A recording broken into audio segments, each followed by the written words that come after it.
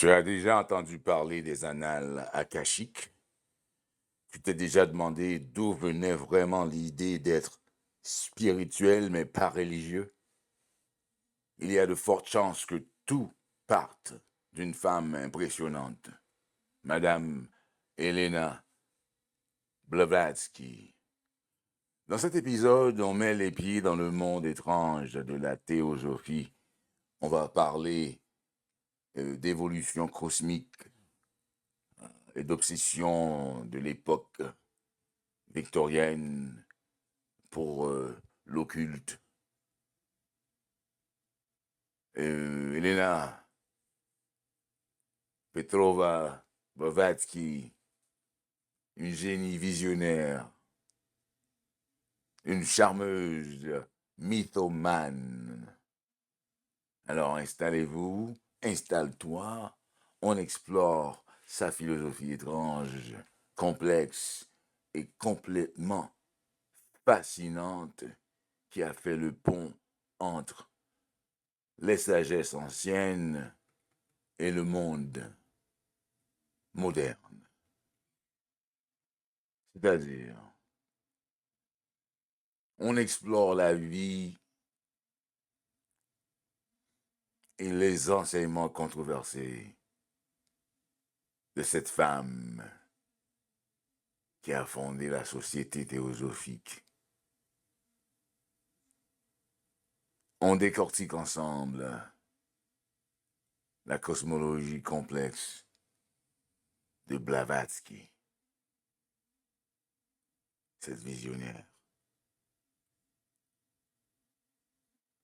On décortique les principes fondamentaux de sa doctrine secrète, notamment ses concepts de race, racine, ses sept plans d'existence et sa tentative de synthèse entre science, religion et philosophie. On jettera aussi un œil aux controverses entourant ces phénomènes mystiques et aux schismes qui ont suivi son travail. Visionnaire profonde, en effet. Un produit de son époque. Son impact sur le spiritualisme et l'introduction de la pensée de l'époque, de la pensée avancée, de la pensée illuminée en Occident, et même l'art abstrait.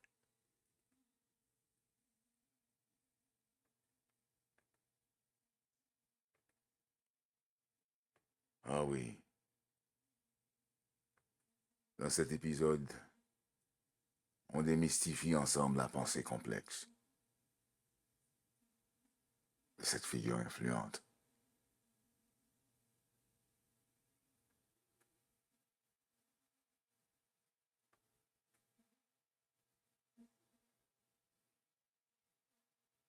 On va voir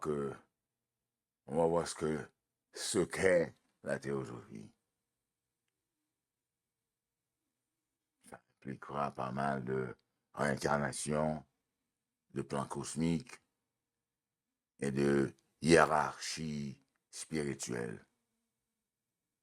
Qui étaient ces mystérieux maîtres de sagesse? Et pourquoi le travail de Blavatsky a fait tant de vagues à son époque? Si le renouveau occulte du 19e siècle t'a toujours intrigué, cet épisode est fait pour toi. Alors, tâchez vos ceintures, on y va. Alors, pour comprendre qui était vraiment cette femme, il faut d'abord qu'on rembobine un peu le fil de l'histoire.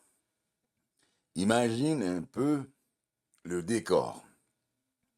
On est à la fin du 19e siècle, en pleine révolution industrielle. D'un côté, la science et la raison sont en train de tout bouleverser.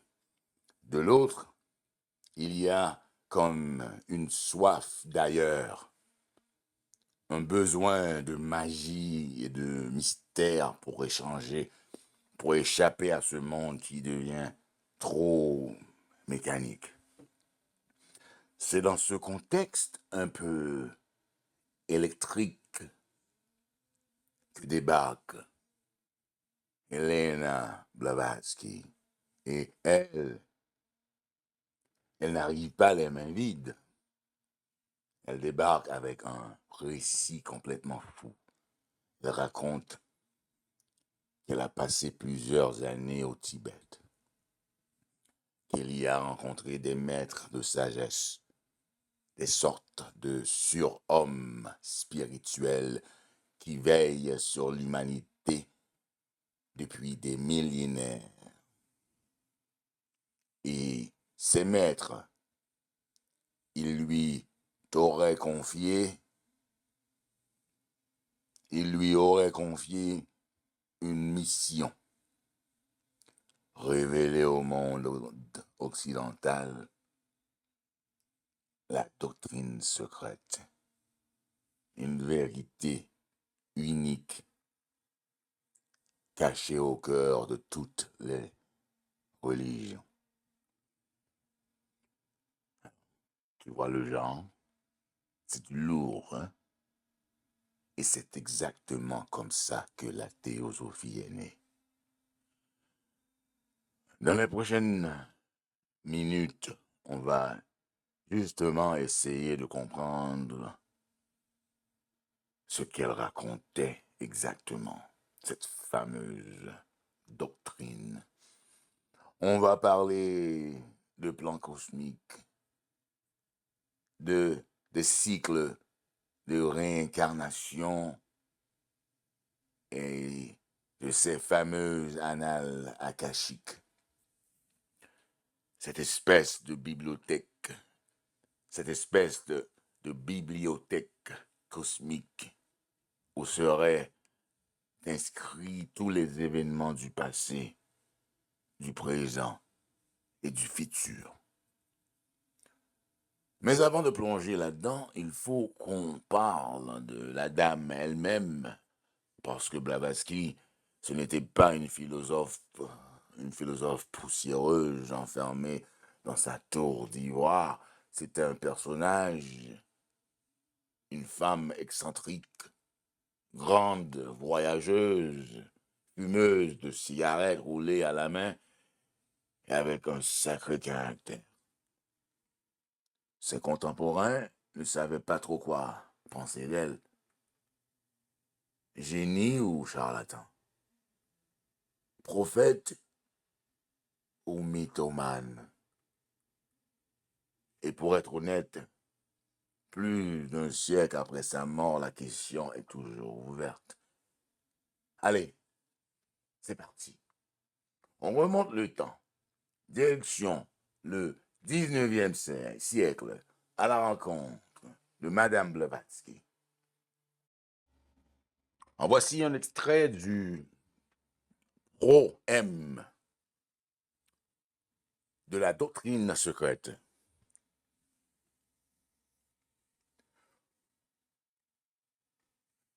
Pro-M, page d'une époque préhistorique. Un manuscrit archaïque, une collection de feuilles de papier, feuilles de palmier rendues imperméables à l'eau, au feu et à l'air par un procédé spécial inconnu, est devant les yeux de l'écrivain. Sur la première page, on voit un disque blanc immaculé sur un fond de noir mat. Sur la page suivante, le même disque, mais avec un point central. Le premier, l'étudiant le sait, représente le cosmos dans l'éternité, avant le réveil de l'énergie encore endormie. l'émanation du verbe dans le système ultérieur. Le point dans le disque, jusqu'alors immaculé, l'espace et l'éternité durant le pralaya indiquent l'aurore de la différenciation. C'est le point dans l'œuf du monde, le germe à l'intérieur de celui-ci qui deviendra l'univers, le tout, le cosmos périodique sans limite. Ce germe étant latent et actif, périodiquement et tour à tour. Le cercle unique est l'unité divine, d'où tout procède, où tout retourne. Sa circonférence, symbole nécessairement limité, vu la limitation de l'esprit humain, indique la présence abstraite, éternellement inconnaissable, et son plan est l'âme universelle, bien que les deux ne fassent qu'un. Mais la face du disque étant blanche et le fond tout autour noir, cela montre clairement que son plan est la seule connaissance, bien que vague et indistincte encore, accessible à l'homme. C'est sur ce plan que commencent les manifestations mavantariques, car c'est dans cette âme que sommeille pendant le pralaya la pensée divine, où se cache le plan de toute cosmogonie et théogonie future. C'est la vie une, éternelle, invisible, mais omniprésente, sans commencement ni fin, mais périodique dans ses manifestations régulières, entre lesquelles règne la ténébreuse énigme du non-être, inconsciente, mais conscience absolue, irréalisable, mais l'unique réalité existant par elle-même, véritablement un chaos pour le sens, un cosmos pour la raison. Son unique attribut absolu, qui est elle-même le mouvement éternel et incessant, est appelé dans le langage ésotérique le grand souffle, qui est le mouvement perpétuel de l'univers dans le sens de l'espace illimité, toujours présent. Ce qui est en mouvement ne peut être divin, mais en effet et en réalité, il n'y a rien d'absolument immobile dans l'âme universelle. Presque 5 siècles avant J.C., Leucippe, le maître de Démocrite, soutenait que l'espace était éternellement rempli d'atomes animés de mouvements incessants. ce mouvement engendrant en son temps, lorsque ces atomes s'agrégeaient, un mouvement rotatoire par des collisions mutuelles produisant des mouvements latéraux. Épicure et Lucrèce enseignaient la même chose, ajoutant seulement au mouvement latéral des atomes l'idée d'affinité, un enseignement occulte. Depuis le début de l'héritage de l'homme, depuis la première apparition des architectes du globe qui l'habitent, la divinité non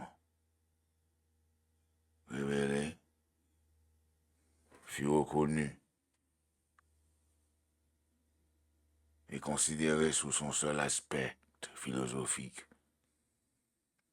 Le mouvement universel, le frémissement du souffle créateur dans la nature. L'occultisme résume ainsi l'existence une.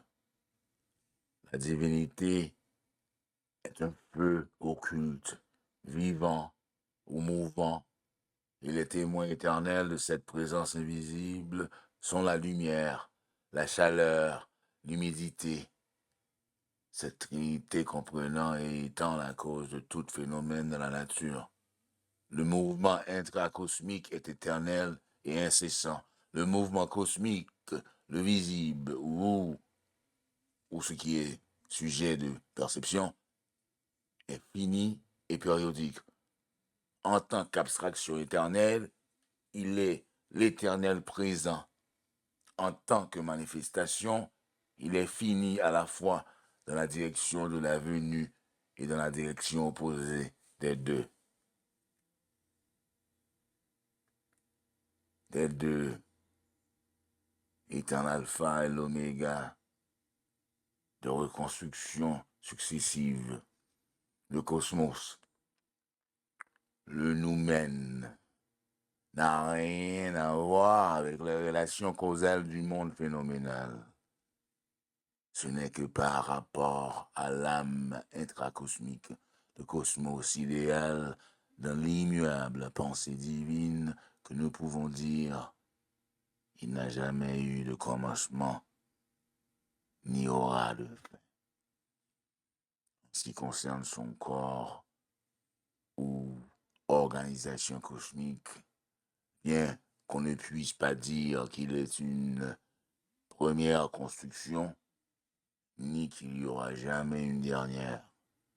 Chaque nouveau Mavandala, cependant, son organisation peut être considérée comme la première et la dernière de son espèce, car elle se développe chaque fois sur un plan plus élevé. Il y a seulement quelques années, on déclarait que la doctrine exotérique enseigne comme le bouddhisme et le brahmanisme et même le kabbale que l'essence une, infinie et inconnue existe de toute éternité. Et quand cette succession régulière et harmonieuse, elle est tantôt passive, tantôt active. Dans la phraséologie poétique de Manu, ces conditions sont appelées les jours et les nuits de Brahma. Ce dernier est tantôt éveillé, tantôt endormi. Les Sabakvikas, aux philosophes de la plus ancienne école bouddhiste, qui existe encore au Népal, ne spéculent que sur la condition active de cette essence qu'ils appellent Shabhavat,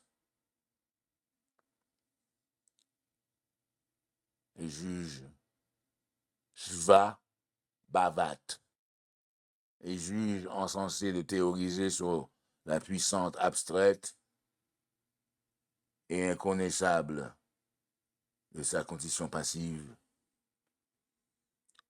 Aussi sont-ils traités d'athées par les théologiens chrétiens et les savants modernes, car ni les uns ni les autres ne peuvent comprendre la profonde logique de leur philosophie. Les premiers n'admettent pas l'autre Dieu que la puissance secondaire personnifiée qui ont élaboré l'univers visible, bleu, et qui sont devenus chez eux le Dieu anthropomorphique des chrétiens. Le mal, Jéhovah, rugissant au milieu du tonnerre et des éclairs. À son tour, la science rationaliste salue les bouddhistes et les Shabbavikas comme les positivistes des âges archaïques. Si nous envisageons d'un seul côté la philosophie de ces derniers, nos matérialistes peuvent avoir raison à leur manière. Les bouddhistes soutiennent qu'il n'y a pas de créateur, mais une infinité de puissances créatrices qui forment collectivement l'unique substance éternelle dont l'essence est insondable, donc ne pouvant être un sujet de spéculation pour aucun vrai philosophe. Socrate refusait variablement de discuter sur le mystère de l'être universel, et pourtant personne n'aurait jamais songé à l'accuser d'athéisme, sauf ceux qui étaient résolus à le perdre. En inaugurant une période active, dit la doctrine secrète, une expansion de cette essence divine, du dehors au dedans et du dedans au dehors, a lieu en obéissance à la loi éternelle et immuable, et l'univers phénoménal ou visible est le résultat ultime de la longue chaîne de forces cosmiques ainsi progressivement mise en mouvement. De même, lorsque la condition passive reprend une contraction de l'essence divine a lieu, et l'œuvre antérieure de la création est progressivement et graduellement défaite. L'univers visible devient désintégré, sa matière dispersée, et les ténèbres solitaires et seules planent de nouveau sur la face de l'abîme. Pour employer une métaphore des livres secrets qui rendra l'idée encore plus claire, une expiration de l'essence inconnue produit le monde et une inhalation le fait disparaître. Ce processus se poursuit de toute éternité et notre univers actuel n'est qu'un d'une série infinie qui n'a eu ni commencement, ni n'aura de fin.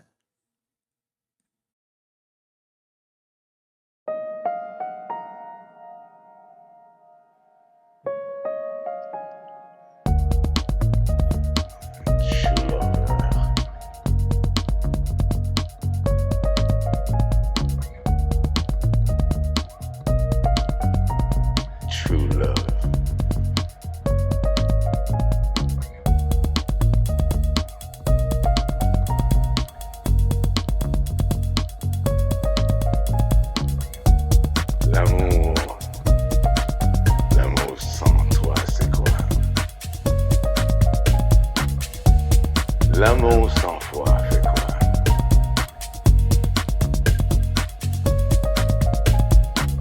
Un mille millions de milliards de morts. Tout feu, tout flamme. Nul n'a raison, nul n'a tort. Entre hommes et femmes, c'est pour la vie et pour la mort.